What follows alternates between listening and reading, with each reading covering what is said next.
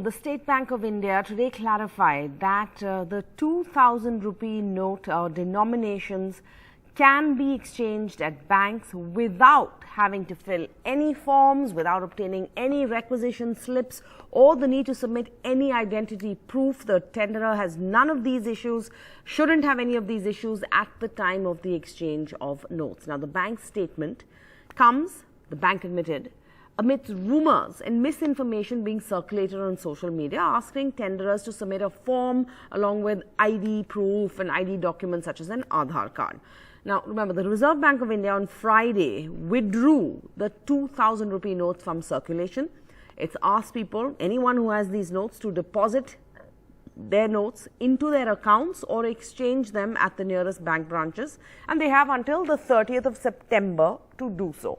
The central bank has asked all of these people, all of us, anyone who has these notes, to approach the banks for their deposit and or exchange starting from the 23rd of May, that's in 2 days, so as to give the bank enough time to prepare for the process. So what do you do if you have 2000 rupee notes? Do we need to panic? If someone has a large amount of 2000 rupee notes, what do you need to do to avoid trouble? What are the do's and don'ts? We know this has been worrying you, our viewers, so we put together a panel of experts to answer all of your questions. But first, the background. Now, the RBI on Friday announced that it is deciding to withdraw this 2000 rupee note denomination banknotes from circulation, but they will continue to remain in legal tender, the bank says. Now, the Congress veteran, the former Finance Minister P. Chidambaram, slammed this move, slammed the BJP-led central government on the Reserve Bank of India's move. I spoke with him a short while ago. Mr. Chidambaram, first, your reaction to the RBI's move.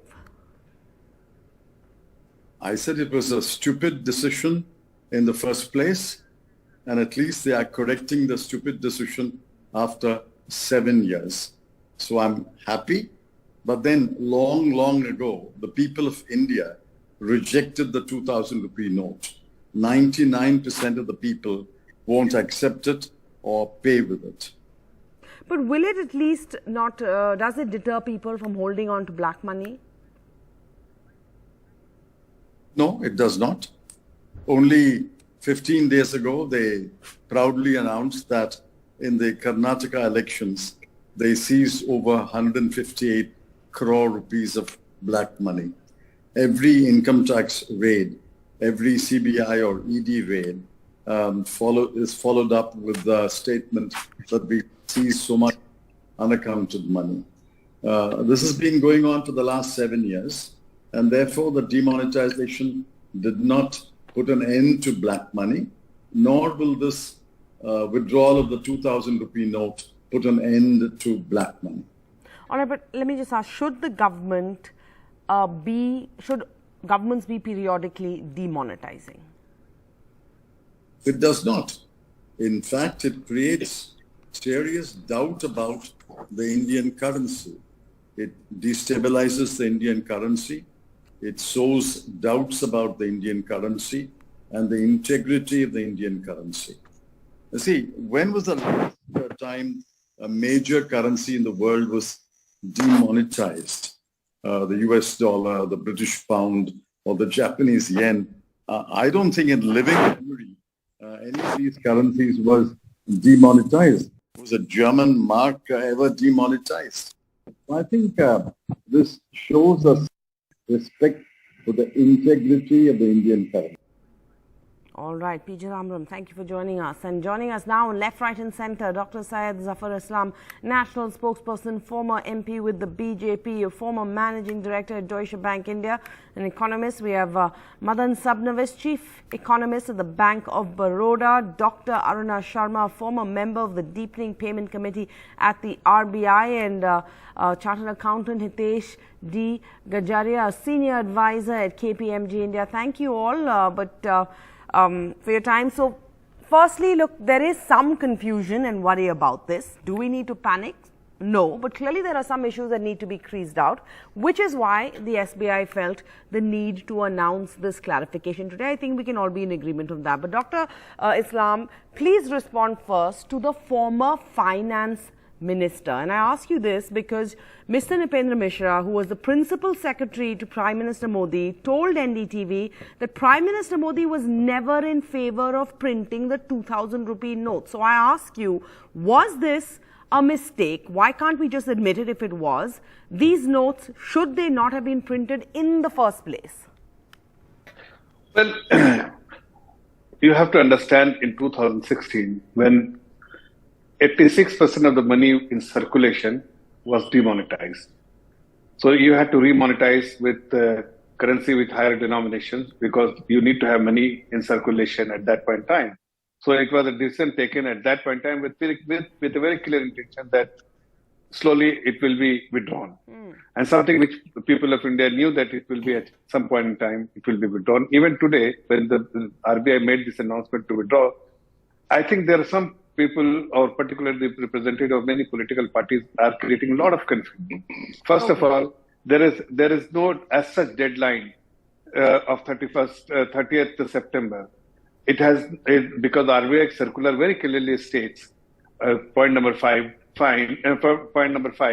that it continues to be a legal tender.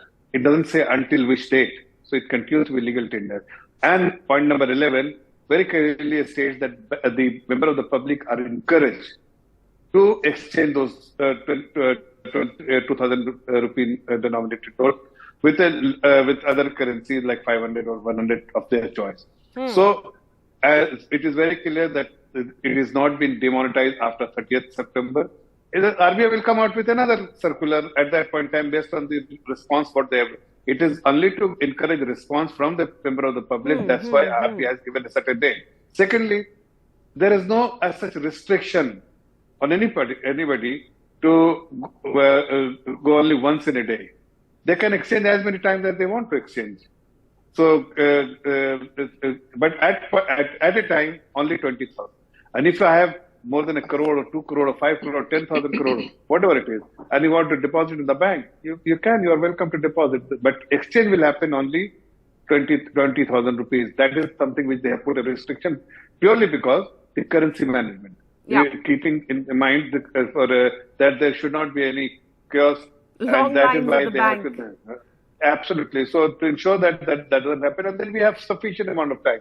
Just for a simple example, even once if you go to a bank and the time which has been given as of now, 30th September, it's like 24 lakh rupees if you have starting from 23rd December, May, you need to have 24 lakh denominated in 2,000 rupee note which you can exchange. So how many people will have 24 lakh rupees? Well, we'll find out over the next few days. Okay, but hold on, you've touched upon one.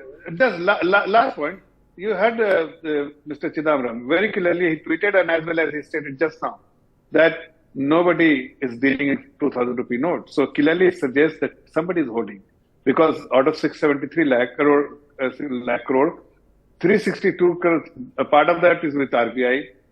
3.62 crore is still in the system in circulation, which is 10.8% as against 80%, 86% in 2016. Only 10.8% is in circulation because size of the economy has gone up. And so 10.8%, which is already not even in circulation, but not used by the member of the public. So it will not impact a common man on the street. BJP agrees that these notes weren't being used. So my question possibly as a layman is like, who pays the cost of this printing and now having to shred this? All of that is a separate matter. But you touched upon one important thing. So Madan Sabnabis, Chief Economist at the Bank of Baroda, the next 4 months are going to be both good and challenging for banks. As a plus, you will get an influx of deposits. That'll improve your liquidity. But it's of course going to be a task to exchange all of these over 200 crore notes in 2,000 rupee notes before September 30th. But please explain one thing to me, Mr. Fadnavis. We had Mr. Islam touch upon this. The notice clearly says, and to me as a layperson, I know this is confusing to others also, that you can deposit or exchange notes in a bank by September 30th. Is that a deadline or not? Because after that, notes continue to have legal tender. What does that mean? If I can't deposit it after the 30th, why would my note have any value? Like if I came to you, if you were a shopkeeper, would you accept my note? after the 30th of September? No, I think there's a lot of ambiguity out here because even under normal circumstances, if we did not have this announcement, I had the freedom to go and change the 2,000 rupee notes or deposit them. Now, the very fact that I have the Reserve Bank saying that you can exchange it up to September 30th does convey to us that there is a deadline. Now, while you're saying that it continues to be legal tender, I think the common man is going to interpret it as saying that we better make sure that we're able to dispose of the 2,000 rupee notes, either by exchanging them or depositing them. And to my mind, given the fact that these 2,000 rupee notes normally resides with people for specific purposes, like we look at property today even has to be bought today. You pay cash for it. If you're holding functions, marriage functions particularly, there's a lot of cash which is transacted. You buy jewelry, there's a lot of cash which is transacted. Now, all these people are not going to go and deposit in their account because there will be a tracking which can take place. Now that there's a kind of a clarification given by SBI that if I'm going to exchange the notes, it will definitely be a case of saying I don't have to fill up the slip. But then as what you had mentioned earlier, if I have, let's assume I have 10 crores of currency in the form of 2,000 rupee notes, I will be going multiple times to the bank. So to that extent, I think as far as the banks are concerned, there will be a lot of pressure. There will be more staff which has to be deployed because the moment people come and start exchanging currency, there's a major issue about saying that is it a genuine note coming in or not, making sure that you have enough 500 rupee notes or 200 rupee notes in stock. But I think this part probably would have already been considered by the RBI, and banks should not have a problem in terms of supply of lower denomination currency. But definitely it's a case of panic which will come in as a layman because the case of saying, why have the limit of 30th September if it continues to be legal tender and you just carry on as normal? Yeah, I still haven't understood that. So I'm going to ask again, but what you're basically saying to sum up is that the common man in the economy won't be impacted much by the withdrawal of these high value notes, but these cash dependent sectors that you just touched upon will be affected. But Mr. Hitesh Gajaria, can you then explain to us again this whole concept of it continues to be a legal tender? What does that, please, can you speak like in English for the layman, for the non-economists who are watching? And what are the do's and don'ts then of trying to, I don't want to use the word get rid of, but of like, you know, doing away with any 2,000 rupee notes that we could have? Thank you. So continuing as legal tender simply means that nothing changes. You can continue to transact with 2,000 rupee notes. That's in theory. Whether after today, will shopkeepers accept 2,000 rupee notes? I'm not so sure. So you're saying after today, you're not even saying till September 30th? No, because what happens is that whoever accepts it is now encouraged, quote unquote, to go to the bank and either change it or deposit in his own account by 30th of September. So you're saying the burden then will fall on them. You use the word encourage, but basically it falls on them then to make. It's that obviously. It's so whoever is holding 2,000 rupee notes, and not necessarily even on those, let's say those sectors which others have spoken about. But let's say I have my grandmother and she keeps, 10 notes of 2,000 rupees with her, as a safe cash deposit anytime she may need it. She just keeps it in her home. Now, obviously, she will need to make sure that before the 30th of September, after 23rd of May, she goes to the bank or has someone go to the bank and change that into other currency denominations. You have reminded me to check my daughter's piggy bank. I'm sure I will find these notes there and I should do something about it. But quickly, what are the do's and don'ts of getting rid of 2,000 rupee notes? Is there anything our viewers need to be aware of? So to my mind, from 23rd of May until 30th of September, it is wise to either deposit these notes in your bank account. If these notes, you can explain how they were with you in the first place. For example, you could have made cash withdrawals in the past and you're still holding on to them. You can easily deposit that. There is no limit on that. From 23rd May, you can go to any bank and up to 20,000 rupees at one time, you can exchange these for other denomination notes. You can go to multiple banks. You can go as many times as you want to a particular bank. Obviously, I would anticipate that, as is natural human tendency, first 2 weeks, there might be a lot of rush at the bank. So I would advise people to be cautious, not rush immediately. Those who have a reasonable quantity of notes to either deposit or exchange, wait at least till the end of the month and start in June to look around and say, okay, where is the most we're also having efficient summer way to vacations, everybody's exchange. starting to travel, etc. All right, Dr. Aruna Sharma, many seem to be getting a deja vu of the 2016 demonetization, but experts are saying this is not that. Please expand on that. And are we likely to see now, if we did a ground check, a reality check, people are trying to convert notes, are we going to see people buying gold, forex, white goods, giving donations to temples? Are we expecting to see any of that? Technically, yes. What you said is right. It is not demonetization. Demonetization happens if they would have declared it as not a legal tender immediately. It has not been done. So a time has been given for people to deposit it and exchange. Therefore, technically, it comes as withdrawn. But what you have rightly said, yes, there will be a speed of the people to go and buy goods or spend this money. But the taker of this money will be very apprehensive because the burden, like you rightly said, will follow them to exchange. So, and as now that SBI has said that you are not tracking the origin of the money or source of funds, and anybody is allowed to go and exchange, no questions asked, to a limit of 10 notes, then of course it's like an open thing, and again you will find the queuing and people going and exchanging this money. Now, yes, it has been put at that moment of time because 80% of the currency disappeared in 2016 and some currency was to be in the hands of people. So high denomination was an answer. And you must have found at that time to give exchange. You buy a 200 rupees goods with a 2000 rupee note. There was a lot of problem in the market and people were using records of who is to pay whom, or parchi, what you call it, were running in the market by the time the new notes were printed. So these notes were to be withdrawn. The issue of the notes had already stopped from 19 and the percentage has come down. But the worrisome thing is that of the counterfeit, 54% of the counterfeit notes, let me be very clear, have been of 2000 rupees. So when the bank is accepting it, it's going to be a big ordeal for them to expeditiously exchange this money and give it back. That is also very, very important to do. And yes, for any economy to have a high currency note is not welcome. But here I'll just like to say one sentence, that too frequent changes is not good for the economy. There has to be stability. If you look at the history, it has been decades and decades when either demonetization has been done or withdrawal has been done in India or even abroad. Yeah.